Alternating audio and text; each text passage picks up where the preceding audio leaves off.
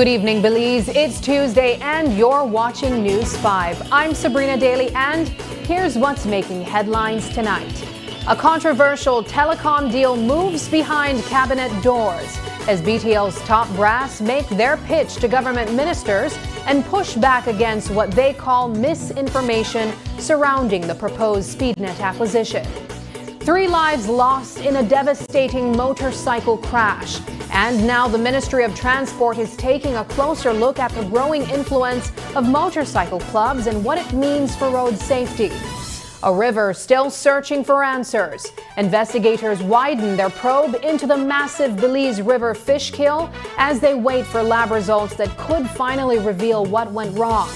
And thousands of miles from home, Belizean volunteers are in the middle of a disaster zone, helping survivors and recovering victims after 2 deadly earthquakes rocked Venezuela. Those stories and much more are coming up next. News 5 starts now.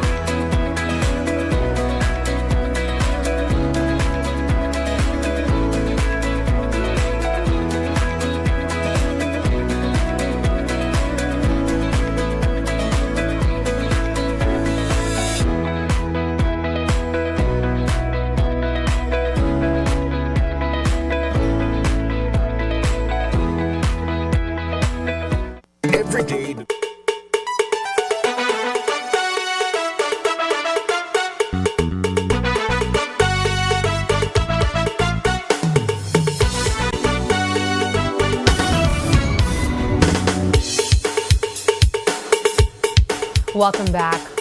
The proposed BTL SpeedNet acquisition moved into the cabinet room today as ministers heard directly from key players involved in the controversial deal.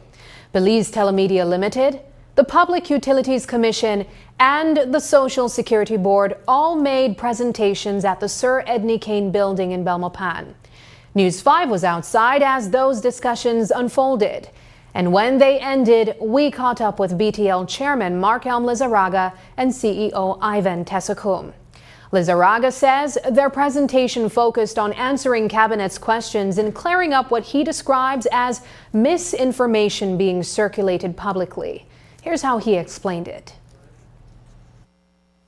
I think Cabinet has quite a bit of concerns as to the questions, especially the misinformation that has been circulating in the media and by certain people, and we corrected those. We repeated that we're in the process of we're in a continuing process. The board basically decided that what we had seen so far merited continuing due diligence, and we're on that path. We're still, a ways to go. We still have to land with our own due diligence. We still need to get feedback from the PUC about some of the concerns which we are addressing about competition through MVNOs and other means of assuring the public that their concerns about increasing costs or BTL taking advantage of them are unfounded, and that there are mechanisms in place that will address those concerns. So I think it was just about giving our side of the story as to what we're willing to do. BTL has agreed to is it 3 years, CEO, policies on rates? Until December 31st, 2028. Okay, there you go. And subsequent to that, we have agreed that we have to justify any changes in prices. We're hoping, of course, and we can even say that part of the considerations are that because of the efficiencies that will be gained from a market consolidation, it would allow for even a decrease in rates. For example, there'd be no more need, for example, for interconnection rate between BTL and Smart, things like that. But efficiencies will bring savings to the consumers, increase dividends to the shareholders, improve working conditions and benefits for the workers. How much is spending really worth? And has BTL seen enough financial information to know? That remains one of the biggest concerns surrounding the proposed acquisition. Today, Chairman Marc-Yam Lizarraga confirmed that BTL reviewed 1 year of SpeedNet's audited financial records, along with 3 independent valuations, with a 4th still pending. But many continue to ask whether 1 year of audited financials is enough to determine the company's true value. Lizarraga says BTL's approach follows international standards. We've received 3 independent valuations so far on the company. Management did its own valuation, Moore Belize did its valuation, and the Brazilian company did its valuation. And the system that we're looking at right now as we continue with our due diligence process is that when we have control of the company, we are going to have another independent professional accounting after firm. the purchase is made. Yeah, to confirm that what. Let me finish. Not after. During the existing due diligence that we're starting. That what the seller is saying is true. How many years of financial records from SpeedNet has been reviewed at this time or has been audited? Remember what we received was 1 year's audited financials. Okay, why? Because it tells us what they have now. No. 1, 2, we are able to see through our switches, through our interconnections, how many customers they have that come over the switch. Because remember, the systems are interconnected. So we are able to say, you as a customer, you are valued to us so much. We are able to say who's prepaid, who's postpaid, right? And we know that our ARPU per different type of customer is so much dollars. So we're able to calculate. The social partners argue that 1 year's financial is not enough, that in a standard business transaction like this or a proposed acquisition like this, what would be sufficient is at least 5 years of financial records. Why haven't we gotten to that point? This transaction and the methods that were used are different. In this industry, it is internationally accepted that you can use this standard. With questions swirling around the controversial deal, today's marathon meeting gave decision makers a chance to hear directly from the key players. Our news team spent the day outside the Sir Edney Kane building in Belmopan and caught up with Prime Minister John Briceño shortly after the session wrapped up. Can you talk to us about what exactly you all discussed today in Cabinet in reference to the SpeedNet acquisition? Well, certainly, as you know, that Cabinet discussions are confidential. But what I can do is, I'm sure that several ministers have spoken to you, and I think I pretty much will repeat what we've done now. What we have done, I'm just going to explain to you the process. What we have decided to do is today, we asked BTL to come in and to give a deep dive into why is it that they believe that this merger is important for BTL and by extension taxpayers in this country. We are the owners of the company.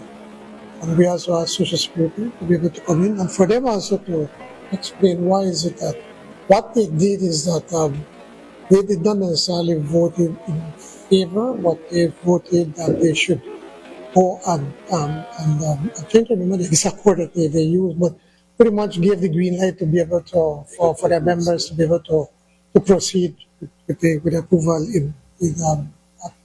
at BTL. But as they made out the point, they said they can't decide for BTL, it's a board of directors that decide.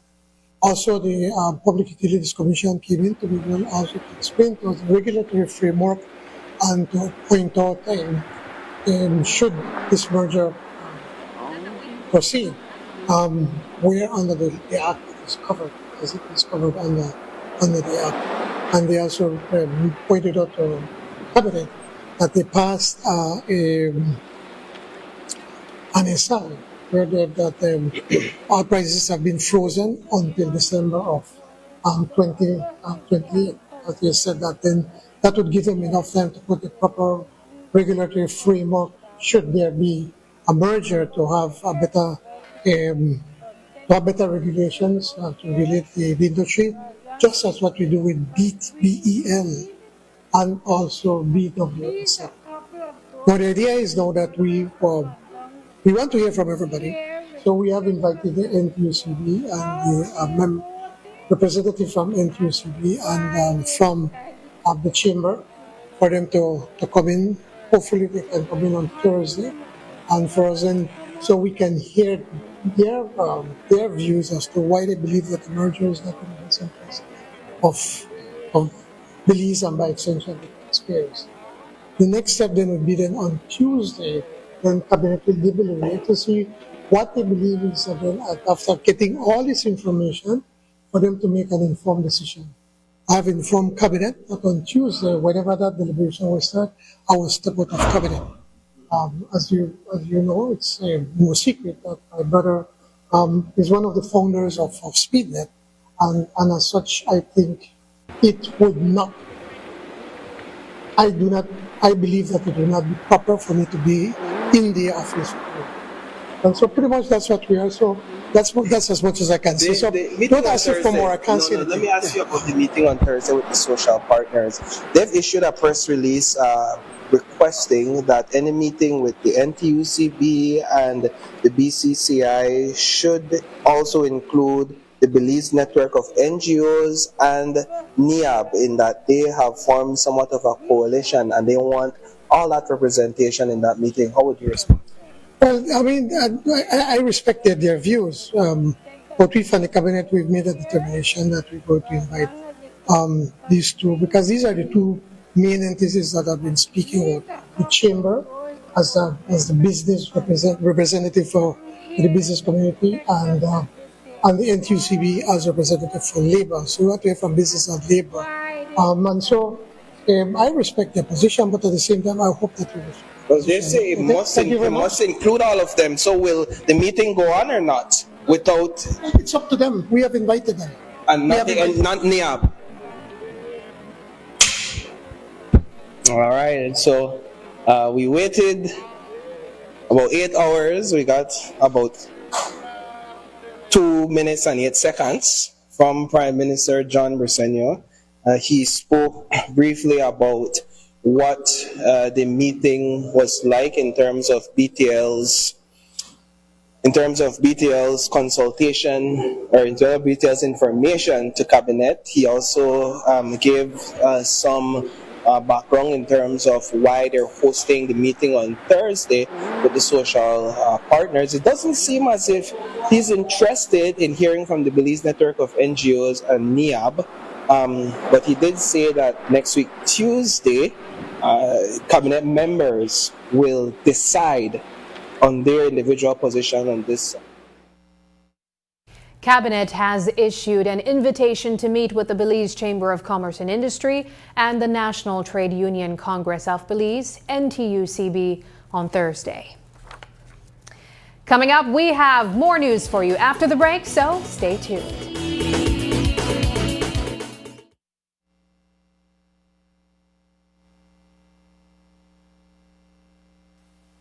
Hello, friends. I'm Dr. Bob Roberts with another 60-second sermon from God's Word. The Bible says, "Blessed is he that considereth the poor. The Lord will deliver him in time of trouble. The Lord will preserve him." One of the greatest blessings that ever came to Lord Randolph Churchill, the father of Winston Churchill, came through a poor Scottish farmer by the name of Fleming. One day as farmer Fleming was working, he heard a cry for help coming from a nearby bog. He threw his tools down and ran to the bog to find a young man struggling in mire and black muck up to his waist. Quickly, he pulled the screaming and struggling boy to safety and from a terrifying death. The next day, a fancy carriage pulled up to the poor Scotsman's cottage, and a wealthy nobleman stepped out and introduced himself as the father of the boy Farmer Fleming had saved. He had come to repay him for saving his boy, but Farmer Fleming refused to take his money for saving his son. At that moment, his own son appeared in the doorway of the small cottage. The nobleman said, "I'll make you a deal. Let me then provide your son with a level of education my own son will enjoy."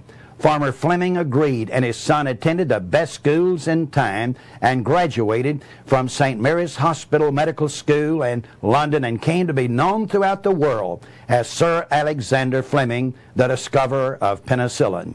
Years later, the same nobleman's son, Sir Winston Churchill, was stricken with pneumonia. And what do you think saved his life? Penicillin that was discovered by the young man whom he had helped to educate. Reaching out to the poor today may be your life preserver tomorrow. Today's 60-second sermon has been presented by Christian Foundations of Faith in cooperation with the Baptist churches in your area. Do you know how to protect yourself against mosquito bites? First, eliminate mosquito breeding sites in and around the home. If you're in a place where there are many mosquitoes, dress in long sleeves clothes and pants. Use repellent on skin and clothing. Preventative measures are particularly important for pregnant women, newborns, and people with chronic diseases. If you sleep in an area where there are a lot of mosquitoes, use a mosquito net. Avoid visiting where there is standing water or accumulated garbage, as they can be breeding sites for mosquitoes. Share this information with your family and neighbors. Without breeding sites, there are no mosquitoes, and without mosquitoes, there's no dengue.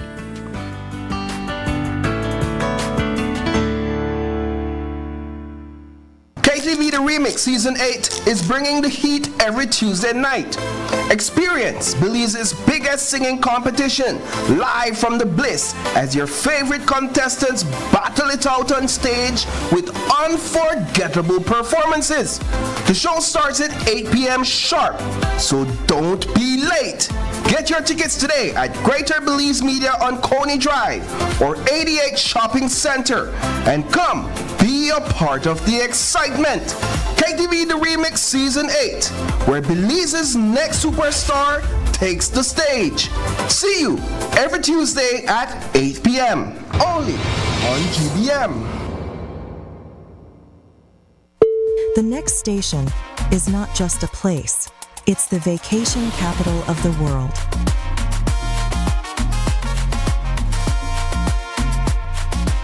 Mexican Caribbean, the vacation capital. Running your business just got easier with Medisco. Our dedicated representatives bring a wide selection of products straight to you, right when you need them. Simply choose the items your business needs and place your order instantly, fast, easy, and hassle-free. We offer a wide range of wines, spirits, food, beverages, and hospitality products from trusted brands, delivering quality and excellence for every occasion. Once confirmed, your order is processed immediately and prepared with care for scheduled delivery. From our warehouse to your shelves. Reliable service you can count on every time. Ordering made easy. Convenient online payment. Efficient cashless delivery. Medisco, delivering products and payment convenience to power your business. Every dream begins with an opportunity, and every opportunity has the power to change a life. This year, Belize Bank proudly welcomes 16 outstanding new scholars during its 14th annual Scholarship Award ceremony, recognizing young Belizeans whose academic excellence, leadership, and determination inspire us all. When I look around the room today, I see future entrepreneurs who will build businesses. I see future doctors who will heal families. I see engineers who will design infrastructure, teachers which will inspire the next generation. For Belize Bank, a scholarship is more than financial assistance. It's a commitment to each student's future through guidance, encouragement, and mentorship from members of our management team. Today, we celebrate 16 new scholars, more than 250 lives transformed, one shared future. Because when we empower our youth, we empower our nation.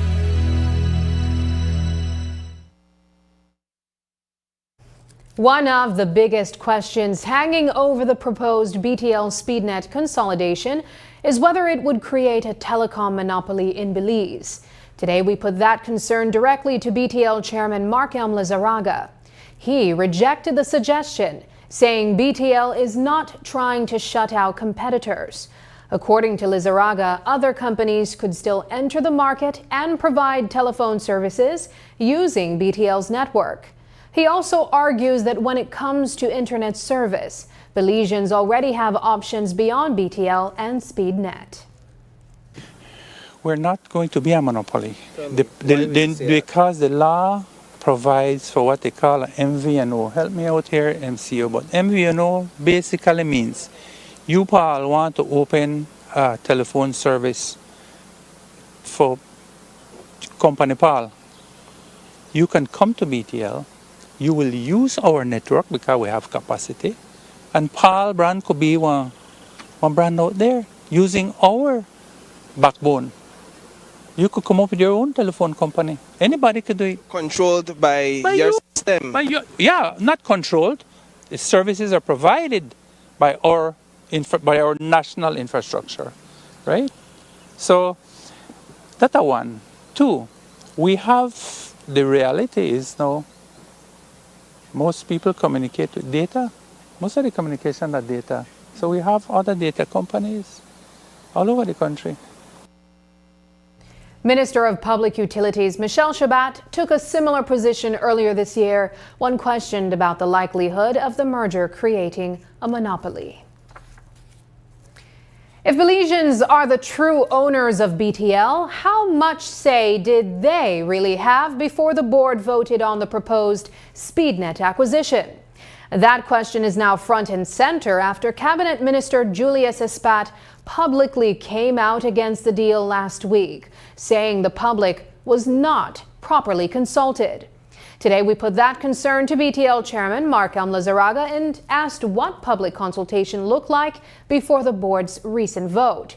We also asked whether Belizeans could end up paying more for services if the Public Utilities Commission approves the acquisition.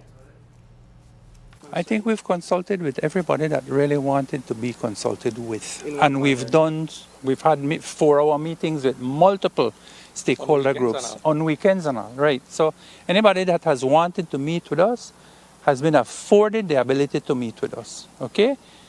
So that's my answer to that. Also, you have to remember that consultation, public consultation, came through legally the PUC. That's the place where the public can go and make all its representations and express all its concerns as well. That was another venue for consultation. What will protect Belizeans from increase? I understand that there is, I know there's a freeze, but what happens after that? There's a law, and because there's a process for pricing in the future. Yes, And but PUC has it for 3 years, if I'm not mistaken. What happens after that? you didn't listen to me. The law speaks to 3 years. And then after that, subsequent to that, we have to go to the PUC for every price change. Our mandate will be to try and lower prices because the people of this country deserve to get returns on that almost $700 million that was invested in our company. Media owners are now joining social partners in challenging the proposed BTL Speednet acquisition, warning that the merger could have serious implications for press freedom. On Monday, they formed part of a new coalition opposing the deal. Today, we put those concerns directly to BTL chairman Mark Elm Lizarraga. He insisted that BTL is a professional organization run by professionals and said anyone who feels aggrieved has legal options. We also asked him whether the approval by BTL's board of directors means the acquisition is already a done deal.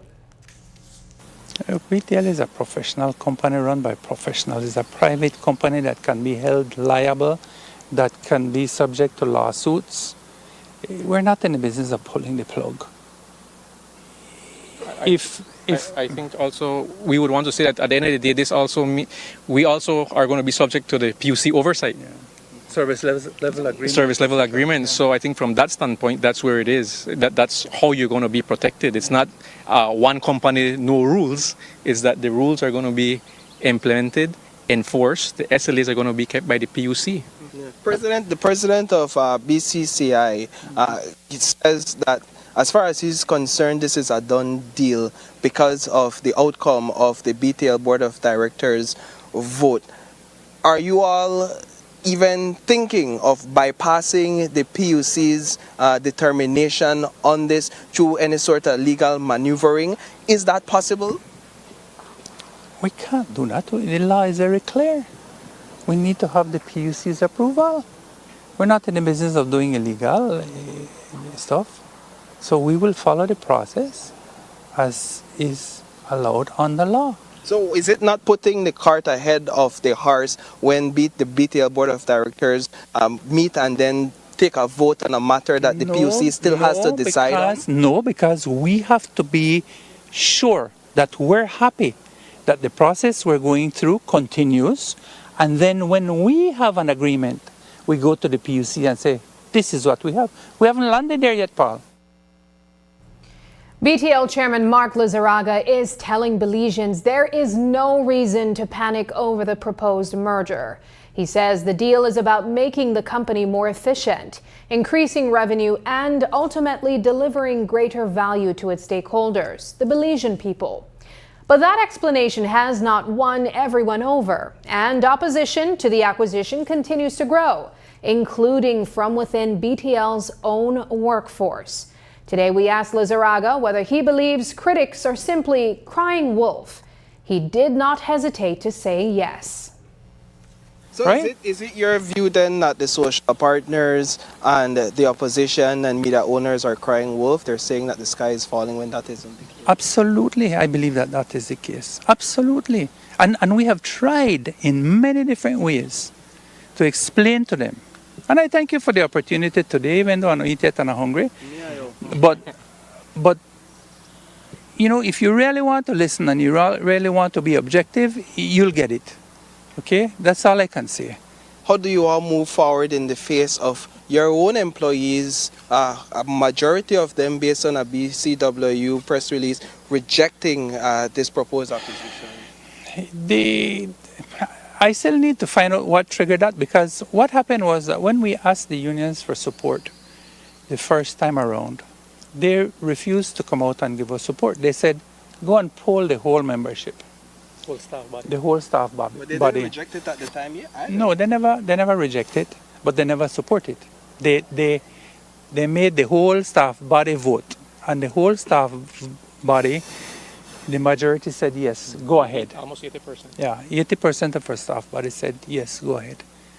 Now they represent a portion of our employees, and when you look at the numbers, 31% of the whole staff body that they're talking about said no. But 31% can be the majority, right? But we will meet with them. And while the public debates the proposed acquisition, the Public Utilities Commission continues to conduct its assessments in order to make a final determination.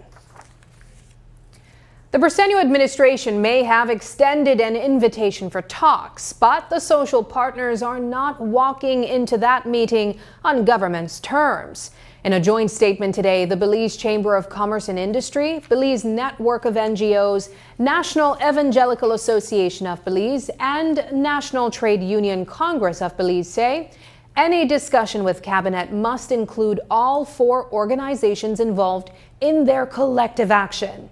They are also reminding government that several major information requests remain unanswered, including financial statements and independent valuation reports. In other words, before there can be meaningful engagement, there must be full disclosure. The social partners say they need reasonable time to examine whether information is eventually provided, so they can participate effectively in any cabinet-level discussion. We have more news for you after the break, so stay tuned.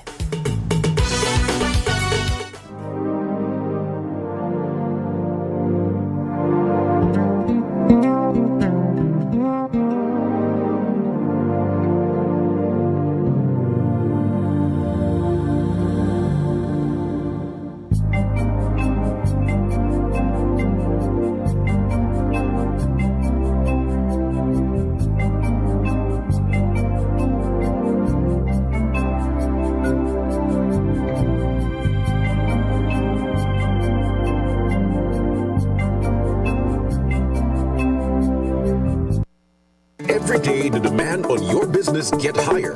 More productivity, better equipment, and reliable support to keep up with a fast-moving world.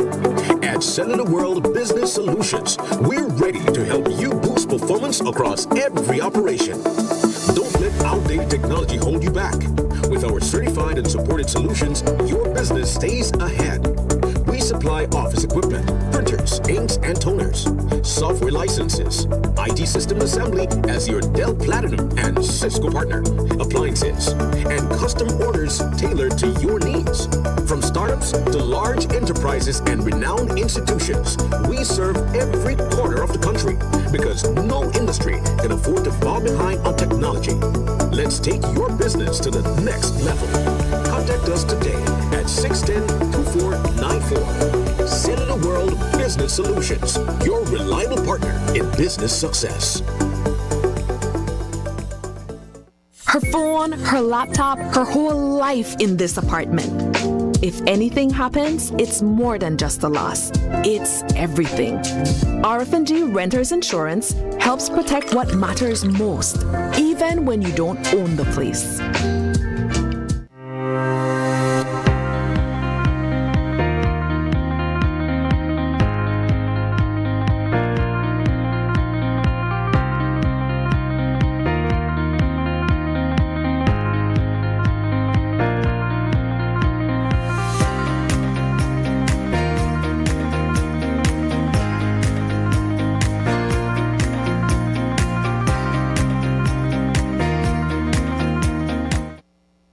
KTV The Remix Season 8 is bringing the heat every Tuesday night.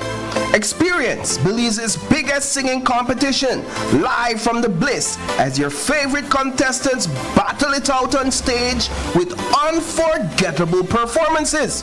The show starts at 8 p.m. sharp, so don't be late. Get your tickets today at Greater Belize Media on Coney Drive or 88 Shopping Center and come be a part of the excitement. KTV The Remix Season 8, where Belize's next superstar takes the stage. See you every Tuesday at 8 p.m. only on GBM.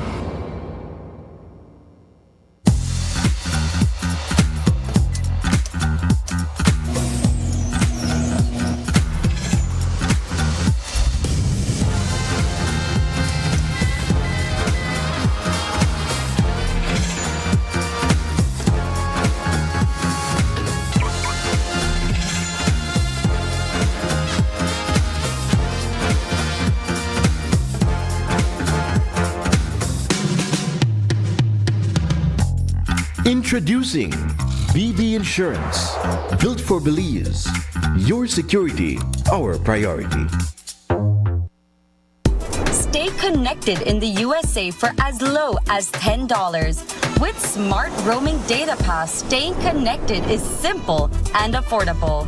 Get the data you need starting at 1,000 megabytes to stay connected to larger plans that keep you online while you travel across the USA. So you can message, browse, video call, and navigate wherever you go. No SIM swap, no bill shock.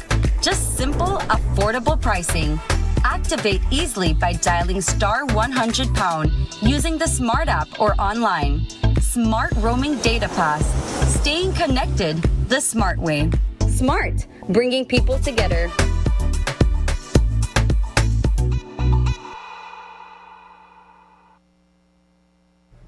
In the wake of Sunday's fatal motorcycle crash that claimed 3 lives in Belize City, the Ministry of Transport says it is paying close attention to the growing presence of motorcycle clubs across the country while working to promote safer road use. While officials stress that motorcycle clubs have a right to operate and can serve as a positive outlet for riders, the ministry says it plans to strengthen engagement, education, and enforcement efforts to ensure Belize's roads remain safe for both motorcyclists and the wider public. We spoke with Deputy Transport Officer Peter Williams for more details. So in terms of communication with the groups, I am aware that a couple months ago, Mr. Chester Williams, the CEO for the ministry, met with them. And so perhaps it would require continued engagement with these motorcycle clubs.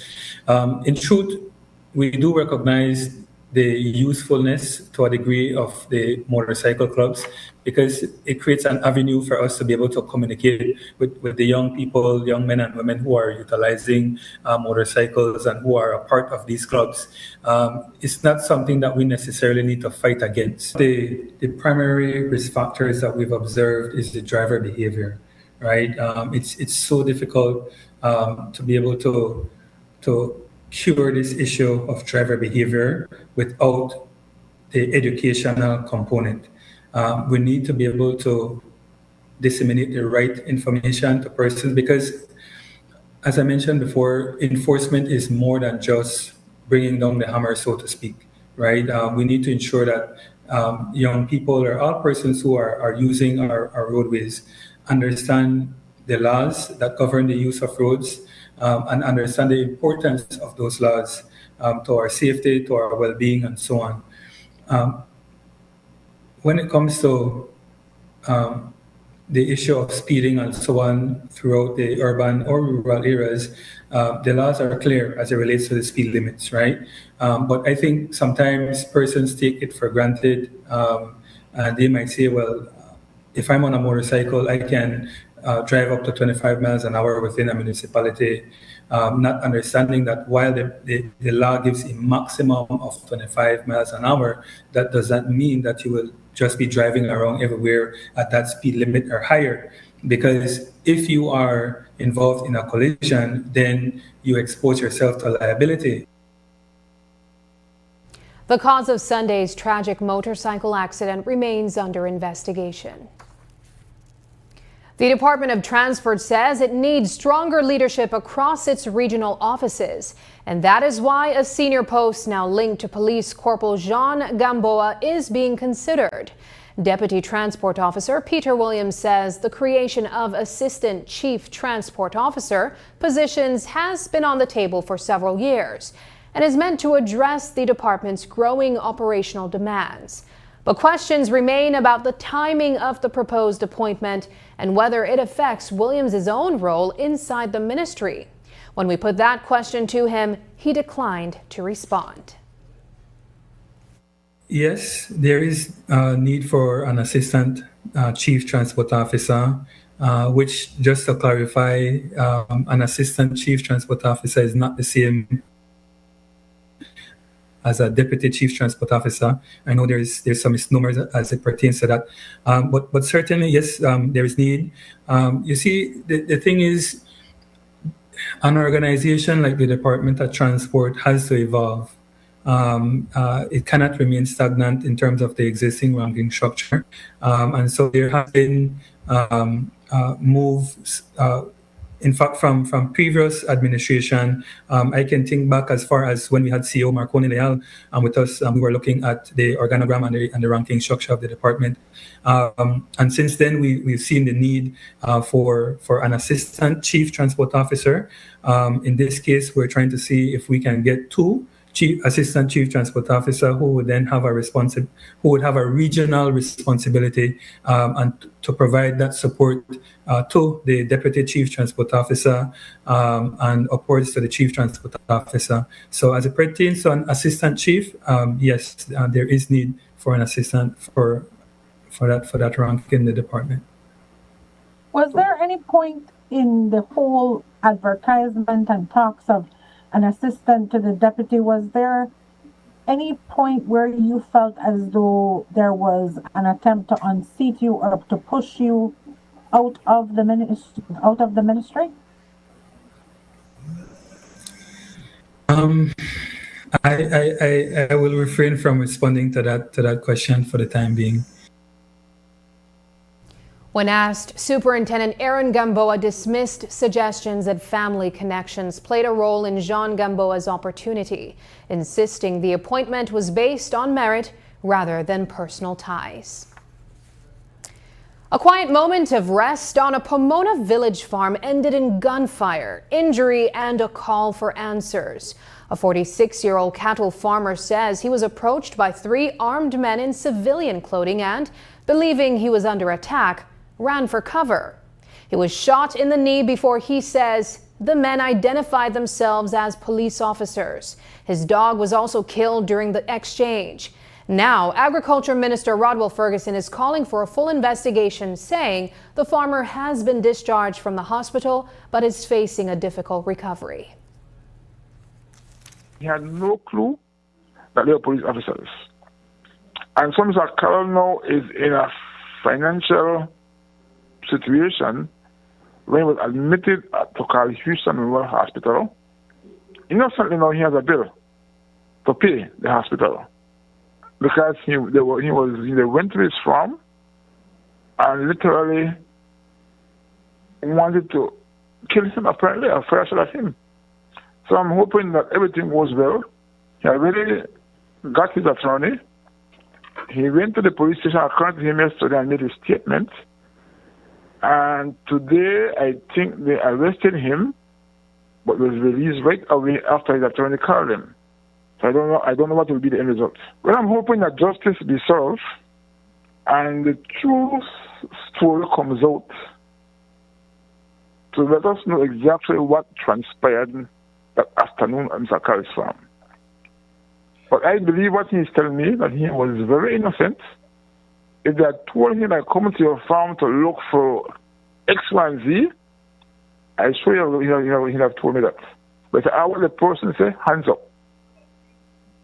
And he decided, I will hands up. I don't know these guys. They came in short pants and cap. Nobody was in police uniform. So he was very scared. Belize has gone 8 months without a substantive ombudsman. And former ombudsman Cynthia Pitt says that should concern every Belizean. The last person to hold the post, retired Major Gilbert Suazo, served 1 term before government decided not to renew his contract. But Pitt says Suazo may have simply done what the office requires, act independently, even when his decisions made government uncomfortable. She says she warned him from the beginning that the job demands courage, because doing the right thing can come with political consequences. Pitts knows that firsthand. Her own contract was also not renewed after 1 term. When he was appointed, he invited me, to meet with him. And I gave him the same advice I'm telling you, that he has to be strong, he has to be independent. But I knew he was coming from a political background, and so I knew it would be difficult. But my first glimmer of giving him points was when he organized a conference to really look at the SOE, and we made recommendations because definitely at that point the government had not handled it in the way that it should. And I thought to myself, I wonder where this will go, because this is definitely a political man of the government. Now, I don't think that those recommendations were aired immediately. I don't know if they were aired afterwards, but definitely our recommendations were not in keeping with how it had gone. And I gave him credit for that because I didn't think he would do that. So that indicated to me that he was someone with a conscience, and he wanted to do the right thing, you know, and so I might give him credit. And that goes to what the legislation is speaking to, because his contract was not renewed. Well, mine either. mine was not renewed either. And so, you know, whenever you try to do the job well, I don't think that you are the poster child for anybody. In Wednesday's newscast, we will look at legislative proposals designed to strengthen the office and protect the Ombudsman from political retribution. The Caribbean Court of Justice is under the spotlight tonight, not because of a ruling, but because of leaked internal communications. Now, senior judicial leaders from across the region, including Belize, are weighing in. In a joint statement, the heads of judiciary from Belize, Barbados, the Bahamas, Guyana, Jamaica, Trinidad and Tobago, and the Eastern Caribbean Supreme Court say they are concerned about recent public reports involving internal matters at the CCJ. They make it clear that they will not comment on the allegations or statements attributed to individual judges, but they are sounding the alarm over what they describe as a serious breach of confidentiality. The judicial leaders say the CCJ plays a critical role in the Caribbean. For some countries, it is the final court of appeal. For CARICOM states, it also handles matters involving the revised Treaty of Chaguaramas, and they say its authority depends on public trust in the independence, integrity, impartiality, and competence of its judges. Despite the controversy, the heads of judiciary say they remain confident in the CCJ and its judges. They are also reaffirming their commitment to protecting the independence of regional courts and maintaining public confidence in the justice system. We have more news for you after the break, so stay tuned. I'm Megan, and I'm a civil engineer here at M&M Engineering. Behind every successful production process in our factory come quality materials, skilled employees, and reliable equipment. Specifically, rebar and pre-stressing cable from Benny's, which are the building blocks of our products. Not all rebar and steel are created equal. At Benny's, quality is savings, because building with trusted materials means building stronger, safer, and longer. Through Benny's Enterprises and Benquip, M&M Engineering has access to the highest quality products and heavy-duty machinery that help us improve efficiency, maintain productivity, and provide the most reliable solutions to our clients. Best for you and best for me. At Benny's, it's the quality. Benny's, quality and savings. Her phone, her laptop, her whole life in this apartment. If anything happens, it's more than just a loss. It's everything. RF&G Renters Insurance helps protect what matters most, even when you don't own the place. We're ready for the road.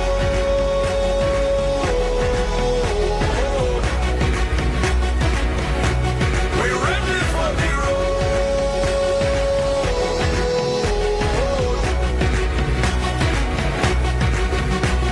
We're ready. We're ready. Yeah, we're ready. We're ready. Yeah, we're ready. We're ready. We're ready. We're ready. We're ready.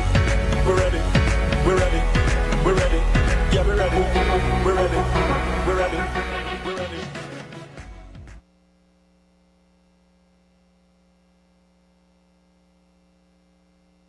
KTV The Remix Season 8 is bringing the heat every Tuesday night. Experience Belize's biggest singing competition live from the Bliss as your favorite contestants battle it out on stage with unforgettable performances. The show starts at 8 p.m. sharp, so don't be late. Get your tickets today at Greater Belize Media on Coney Drive or 88 Shopping Center and come be a part of the excitement. KTV The Remix Season 8, where Belize's next superstar takes the stage. See you every Tuesday at 8 p.m. only on GBM. Enhanced service and faster sickness benefit claim processing are at your fingertips with SSB's healthcare feature, accessible via the My Social Security self-service portal. Your convenience during illness is key. Now your doctor can certify your period of illness, and your employer can confirm your employment details digitally, eliminating the need to visit our office. But wait, it gets better. You can also review the medical certificate provided by your doctor in your My Social Security account, along with real-time processing updates, keeping you informed. To ensure a smooth process, always review your electronic medical certificate before you hit submit. Upon submission, your employer is notified via email of your claim submitted to SSB and must respond within 48 hours for your claim to be automatically processed. For more information, check out our guides on our website and YouTube pages. Social Security at your fingertips. Life moves fast. Your connection should keep up. Need more credit? More data? A flex bundle that fits your lifestyle?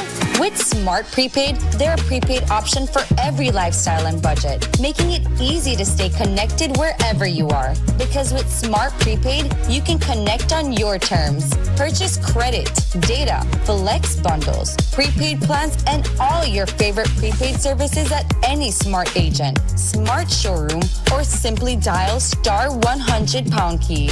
No stress, no waiting. Just fast, easy, convenient ways to stay connected every day. Smart Prepaid. Connect on your terms.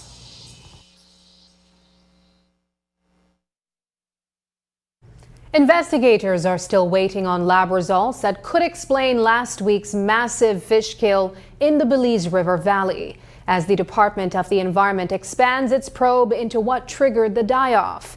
While preliminary assessments found dangerously low oxygen levels and other abnormal water quality conditions along the 17.5-mile stretch of the river, officials say no source or responsible party has yet been definitively identified.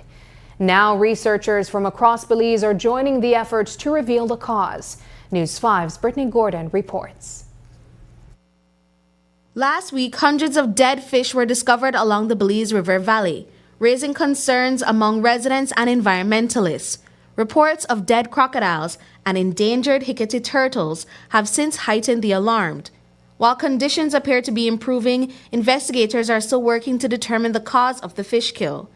Chief Environmental Officer Anthony Mai says the Department of the Environment is working with 13 local agencies on the investigation. All the tests and sampling that we're doing are being done in Belize, right, with the right equipment that we have. So, for example, we're getting CERDI to do some of the soil sampling for us. The Department of Environment now has what is called a GCMS, which is a highly accurate and precise equipment that could test for many different parameters. So we're doing the chemical analysis using the GCMS, and this is being done in-house at the Department of Environment. As authorities await test results to determine what caused the fish kill in Belize River, researchers from the Savannah Field Station are carrying out their own investigation. Research Director Dr. Donald McKnight says that while the worst of the event appears to have passed, the impact was severe. Even though the fish have stopped dying, if birds and other animals continue to eat the dead fish, the impacts may spread out from the river and actually affect our broader community of organisms. But also even just in the river, so we know that multiple Hecate died. Their populations are really low to begin with. Like I said, they're critically endangered species. So any added mortality on the Hecate, like any added things that are killing them, are a really big problem. But also, one of the things we saw with the fish was that a lot of the species that were dying were the really big predatory fish, things like your snook. And that's a problem for multiple reasons. Investigators are still looking at agricultural runoff as a possible cause of the Belize River fish kill. Fertilizers loaded with nitrogen and phosphorus can trigger algae blooms, drain oxygen from the water, and threaten wildlife. So far, officials say low oxygen, not chemical contamination, appears to be the main factor, but the tests on fish organs are still underway. Chief Environmental Officer Anthony Mai says satellite images also show recent flooding may have played a role. We have satellite images currently that shows that a large area within the same agricultural sector, sorry, rice field, for example, and the southern portion of Santander Farm and some other farms around, just before the event, were severely flooded. There was a significant flooding event, and we have satellite imagery to show the area that was flooded. And we have when the flooded event started and when the flooding event ended. And that large amount of water from this field went into the river. As speculation grew about the cause of the fish kill, some members of the public pointed to Santander sugar operations in Kaya district.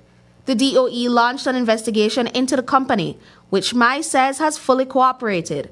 Santander maintains that it follows its approved environmental compliance plan and routinely monitors its operations to protect nearby waterways. We have the Pesticide Control Board, for example, conducted inspection at Santander in relation to pesticide use. They looked at the possibility of any area spraying in the area. And so with the information that the Pesticide Control Board collected in relation to the type of agrochemicals that are being used, we will compare that to the results from the GC and see if there's any correlation again. So this work is being done by local Belizean experts using local capacity and local technology. So I'm very pleased to say that for this, we didn't have the need to send any samples abroad. It was done completely in country, which is a major step for us. The company says processed water is recycled and reused rather than routinely discharged into the Belize River, and that residual materials from sugar production are recovered and used as fertilizer in its cane fields. Mai anticipates that the results of the tests should be finalized by next week. Brittany Gordon for News 5. More than a decade after disease nearly wiped out Belize's shrimp industry, the sector is making a strong comeback. Production has tripled since 2020, and the industry is now valued at close to $25 million. On Monday, Agriculture Minister Rodwell Ferguson visited Aqua Vista Shrimp Hatchery and Aqua Mar Belize Shrimp Farm to see how new technology, better shrimp genetics, and fresh investment are helping to drive that turnaround. With Belize now looking to grow its shrimp exports in regional and international markets, government says the recovery is a promising sign for the wider agriculture sector. Initially, there were 17 shrimp farms. And since 2020 until 2024, I believe 11 was closed down because of the early syndrome that the shrimp they catch. And so after a while, more than 50% of the population dies. The early mortality syndromes. And so the shrimp industry is battling since 2020 to try to recover. Because for you to grow shrimp, it's a very expensive venture. First of all, you have to dig the ponds. You have to make sure if you have a line, to make sure you have it properly lined, and then add so many other things to it in terms of machinery and equipment. So this initially is a major investment. And then you have to build some houses to have people live around for safety purposes, especially for those who may want to come and steal your shrimps. And so this gentleman, Mr. Ravi, who is originally from India, bought out the shrimp hatchery in Dangriga and also bought a shrimp farm in Silvergrass and also bought Aquamara, also of Independence. And so he has done some extensive investment trying to work and revive black fishing industry. He believes that by 2028, he should be producing at least over 800,000, over 8 million pounds of shrimps per year. That will give him the opportunity to supply locally and likewise exports. As concerns grow over unsafe encounters between people and crocodiles, the Belize Forest Department and its conservation partners are urging the public to exercise greater caution around the reptiles. The advisory follows a recent incident in Keycocker during which a group of people socializing were approached by a crocodile, narrowly escaping contact. Wildlife experts say the incident highlighted the dangers of feeding or interacting with crocodiles, as such behavior can alter the animal's natural instincts, increasing the risk of dangerous human-crocodile encounters. We spoke with the executive director of Crocodile Research Coalition for more information on the matter. I used to work on Keycocker quite often, and in 2016, we published a paper discussing how Keycocker was a role model for the country as well as around the world in regards of coexisting. There were crocodiles everywhere, but there was something that was happening during that time, or wasn't happening during that time, that is happening now, and that is feeding of crocodiles.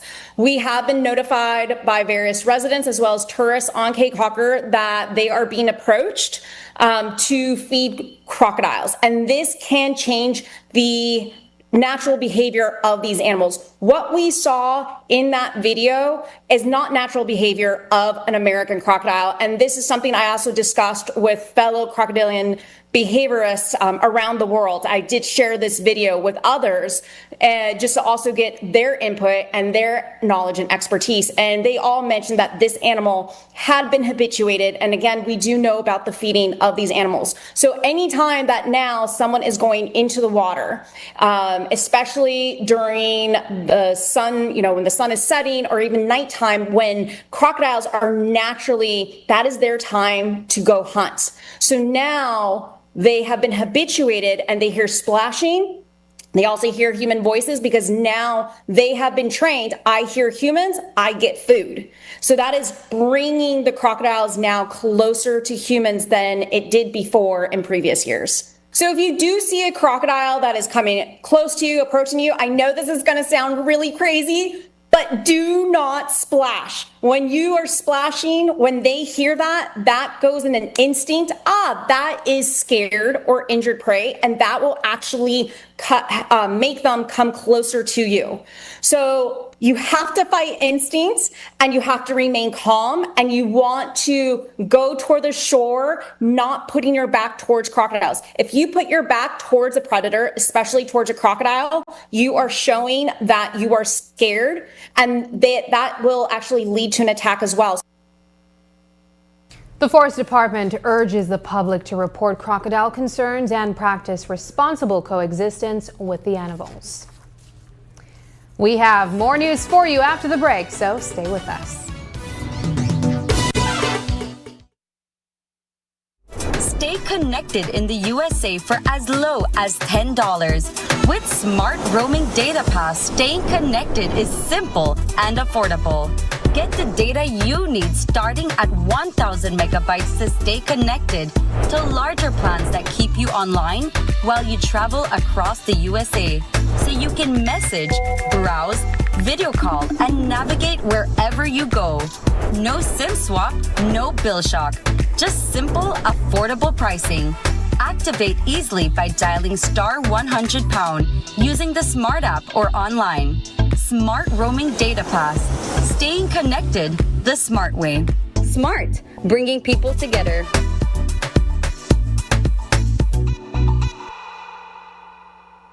Insurance fact. Did you know Home Protector Insurance provides liability insurance that is for licensing? Public liability insurance for the hotels and guest houses protects the guests staying at the resort. Tour operators insurance for on-site tourists, and marine passenger liability for passengers. You take care of your guests, we'll take care of you. Visit any Home Protector Insurance office near you to learn more. Every dollar you save today is a seed for tomorrow.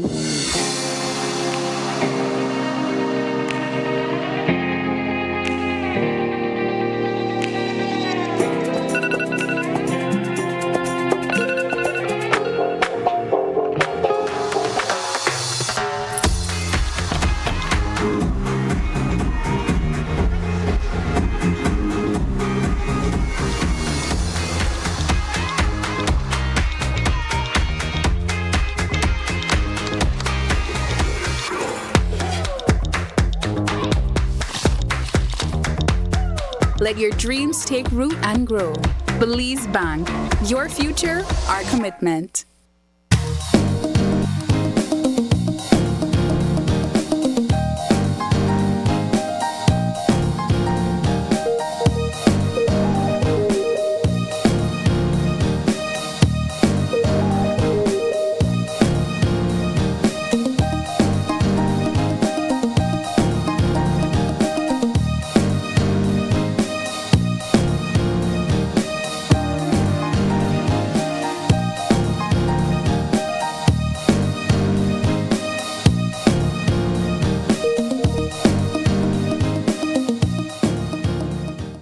Belize is growing, and as our nation grows, so does the demand for electricity and new energy solutions. More homes, more businesses, more opportunities. BEL continues to strengthen the system that supports this growth, reinforcing infrastructure and solidifying capacity, preparing for what's ahead, ensuring reliable service for homes, for businesses, and for communities across Belize. Keeping the lights on every single day. Belize Electricity Limited, prepared for growth, prepared for Belize.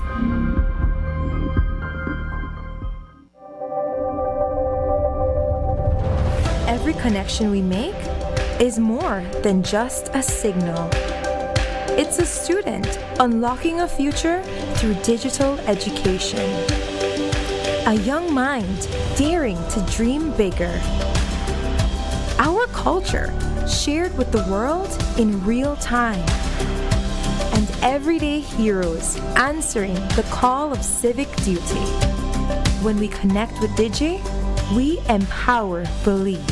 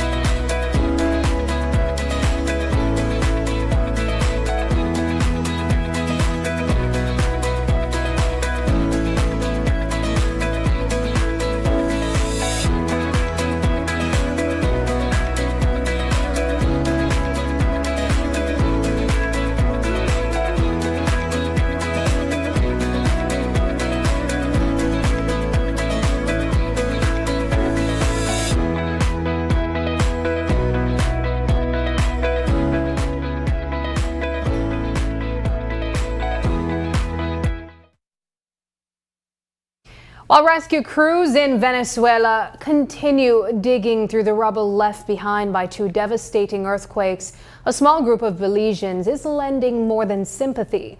They're on the ground helping survivors, recovering victims from collapsed buildings, and distributing food to thousands of people whose lives have been upended.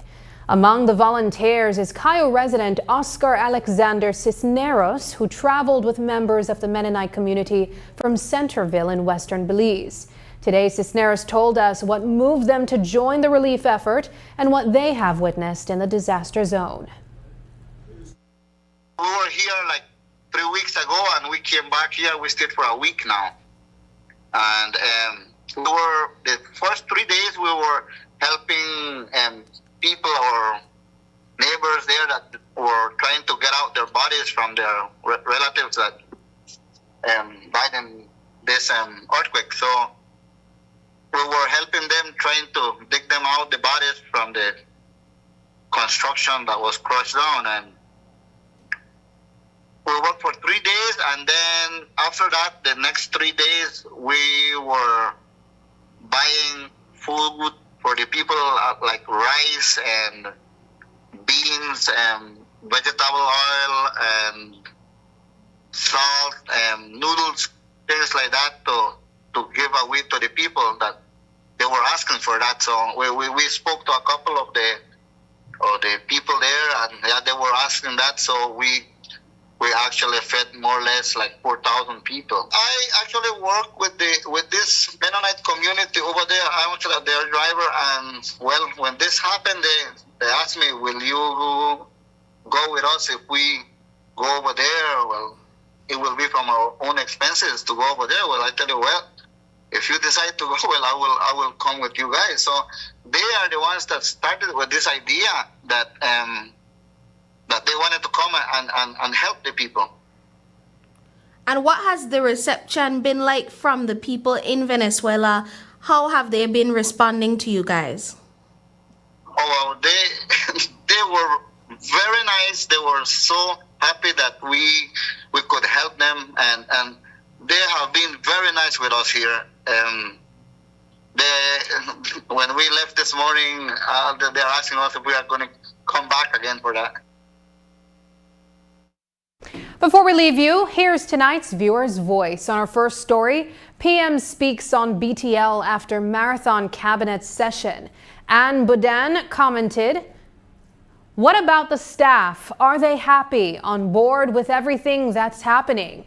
How will this impact their salaries, benefits, pension, insurance? Go meet with the BCWU and discuss all these uncertainties, please." Turning to cabinet hears directly from BTL, PUC and SSB on SpeedNet deal. Emmanuel Flores shared, again, how much will SMART be worth in the next 5 years if BTL doesn't buy it over? That is the direction we need to hear about. Even BTL's value will diminish very soon. Emerging technology, satellite internet is the new thing, and that's the direction we need to move towards. Belizeans say no to buying obsolete technology. And finally, on public urge to avoid crocodile interaction, Murray Darwin Bahadur shared, those places are restaurant surroundings, and many foods may end up in the sea and will attract many marine life after dark. Many tourists come to also view the same marine life. Just don't get up close. Marine life is all around the island, even at night. You could be enjoying your nice meal in the evening and see some pass by at certain restaurants. They are free, just like us. Only if it gets really out of hand, then different. All those establishments need to create some sign to notify people don't swim at night. Maybe place a net around the swimming surrounding area where their guests can enjoy safely at night. Thank you for engaging with us online. Your voices shape the national conversation. Keep those comments coming, and we'll continue to feature them right here.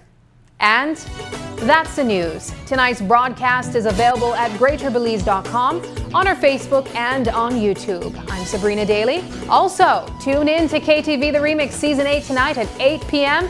for Judge's Choice Alternative Rock. Thanks for joining us, and from all of us here at News 5, good night.